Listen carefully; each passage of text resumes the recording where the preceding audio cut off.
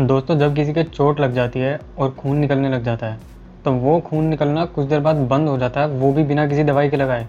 तो यार आज हम उसी के बारे में बात करेंगे कि ऐसा क्यों होता है। Welcome to nursing zone. तो यार आज का हमारा टॉपिक है haemostasis and coagulation of blood.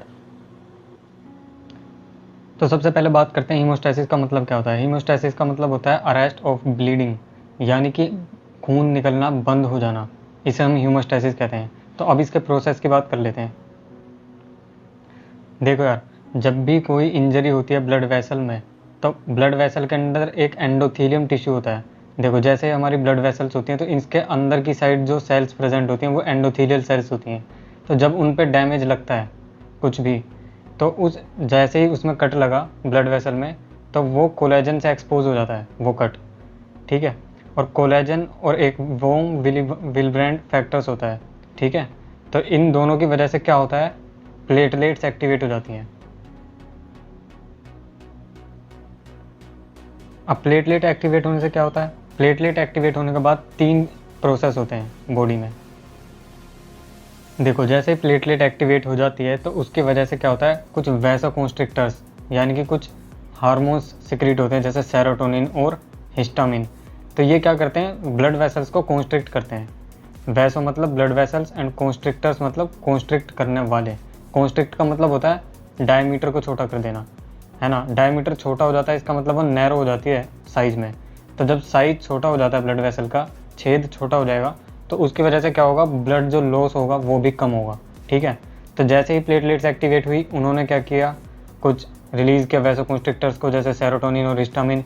उसकी वजह से क्या हुआ, वैसोकॉन्स्ट्रिक्शन हुआ। तो ये तो था पहला प्रोसेस। दूसरा क्या होता है, एग्रीगेशन ऑफ प्लेटलेट्स। अब क्या होगा, जो प्लेटलेट्स एक्टिवेट हुए थे वो प्लेटलेट्स एक जगह एग्रीगेट हो जाएंगे, मतलब एक जगह इकट्ठे हो जाएंगे। ठीक है। तो उसके वजह से क्या होता है, एक टेम्परेरी प्लग लग जाता है। टेम्परेरी प्लग का मतलब है कि जहाँ पर कट लगा था वहाँ पर प्लेटलेट्स आके इकट्ठी हो गई, इकट्ठी होती चली गई। उसकी वजह से क्या हुआ, ब्लड तो अब बाहर नहीं आ रहा, लेकिन टेम्परेरीली एक जो ऊपर एक कवरिंग हो गई है, जिसकी वजह से ब्लड बाहर नहीं आ पा रहा है।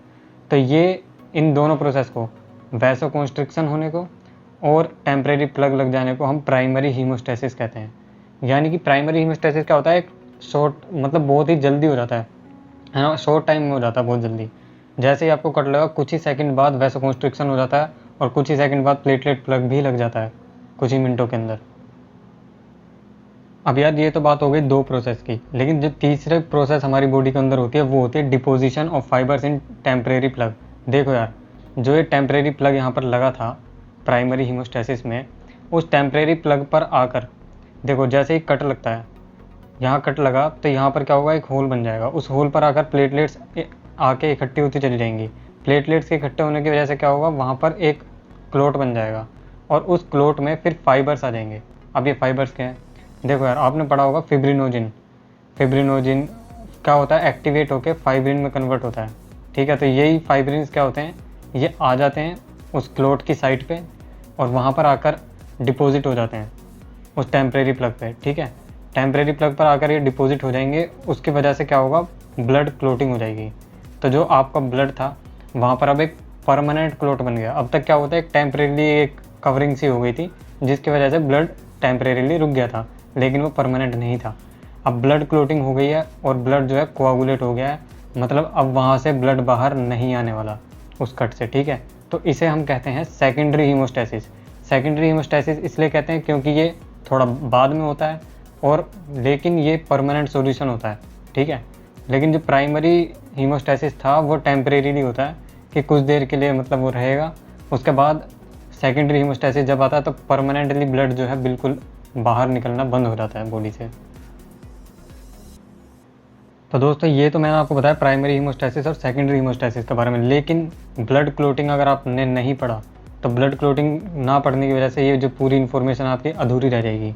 ब्लड क्लोटिंग मैं नेक्स्ट वीडियो में कवर करने वाला हूँ, तो नेक्स्ट वीडियो इसकी ज़रूर देखना। दोस्तों, वीडियो अच्छी लगी हो तो सब्सक्राइब कर लेना। अगर आपको जाना है नर्सिंग केयर प्लान कैसे बनाते हैं तो वीडियो पर क्लिक करिए, और अगर आपको सर्कुलेटरी सिस्टम पूरा डिटेल में पढ़ना है तो प्लेलिस्ट पर क्लिक करिए। मिलते हैं नेक्स्ट वीडियो में।